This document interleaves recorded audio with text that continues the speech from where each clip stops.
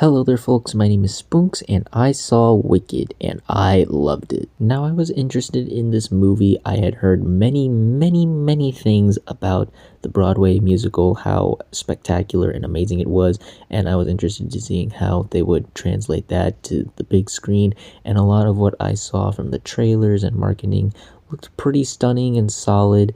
The music sounded really stunning and I liked the casting. Everything seemed to look very promising, and I was hopeful that the movie would deliver on what the fans of the original Broadway musical said that was, if you know what I mean. But I was a bit skeptical, the length of the film, the fact that this is a two-parter, and some recent musicals, Mean Girls and Joker, Folie à Deux haven't really, sold me really yet. They were they were definitely some blunders, so there was that bit of skepticism I had for this movie. But I'm happy to report that this movie really exceeded my expectations.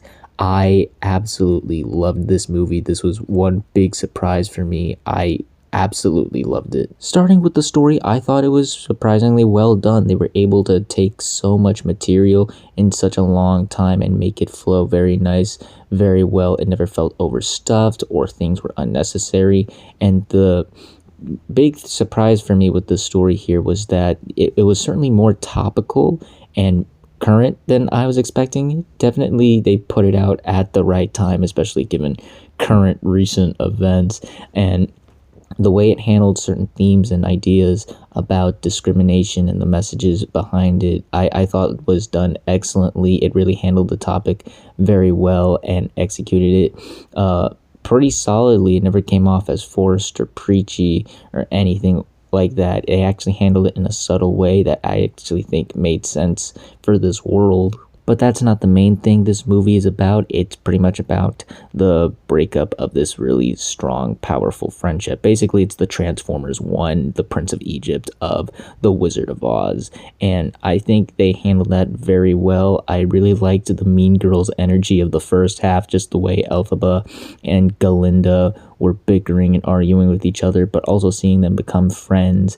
and form this connection between the two of them was actually really sweet and touching. And when the inevitable fallout between the two of them occurs, you can only just feel so much heartbreak and sadness for this friendship that we saw blossom through this movie turn out to be the way it is. And keep in mind, this is only part one. We haven't seen the rest of the film, or the story, I should say, rather.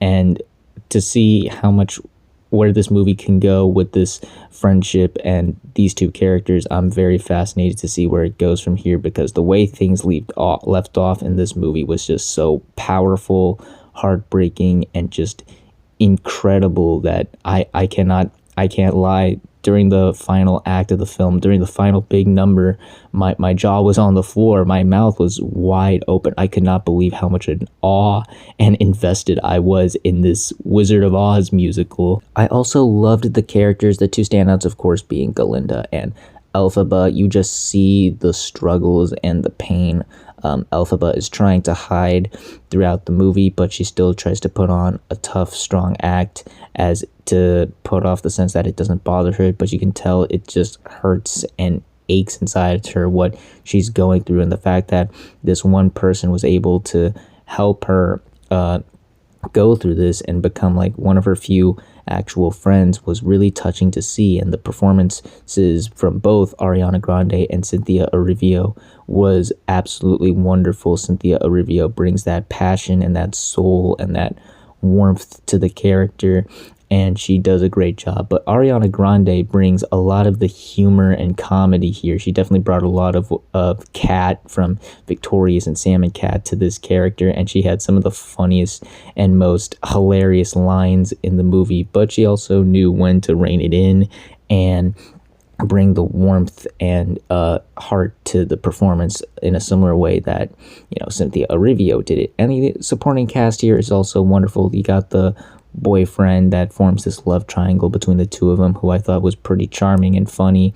You've got Michelle Yeoh as the teacher, who I wasn't totally sold on at first. I was like, okay, she's just the inspiring mentor. But as we get further into the movie, more of her character gets revealed, and then you really see her true motives, and her character became way more interesting. And of course, Michelle Yeoh gave an excellent performance as always. And then Jeff Goldblum, of course, as the Wizard of Oz, is pretty much just Jeff Goldblum, but then again, it's Jeff Goldblum, so he's very entertaining, very quirky, and very funny, and his motives may be a bit sinister, but he still makes it charming and interesting. And of course, I cannot go without talking about this movie without bringing up the songs, and my goodness, these songs are just excellent. They're catchy, they're fun, the musical numbers are well choreographed, well shot, well done, and they bring a whole lot of fun energy to this movie. A lot of the songs here have been stuck in my head for the past couple days,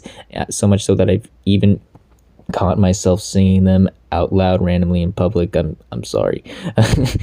But the songs were just really good. They're well sung. They actually got some actual singers as opposed to just, actors trying to sing. They got some actual good singers here to really hit these high notes and deliver these powerful lyrics, and especially that final number. I heard many good things about Defying Gravity, but when you see it on the big screen and just hear Cynthia Erivo's vocals paired with Ariana Grande, it's just awe-inspiring. It's magic. Oh my goodness. Like I said, the final number in this is just absolutely stunning and beautiful. But a lot of the songs here are also really well done. I loved the opening number. I loved Popular. I thought that was really fun and lively. Just a lot of great songs here. Certainly some are better than others, and I do feel like a couple of them may have gone a bit too long, but still they weren't bad. It wasn't like Joker or Mean Girls where I'm like, ugh, another song. No, anytime a song would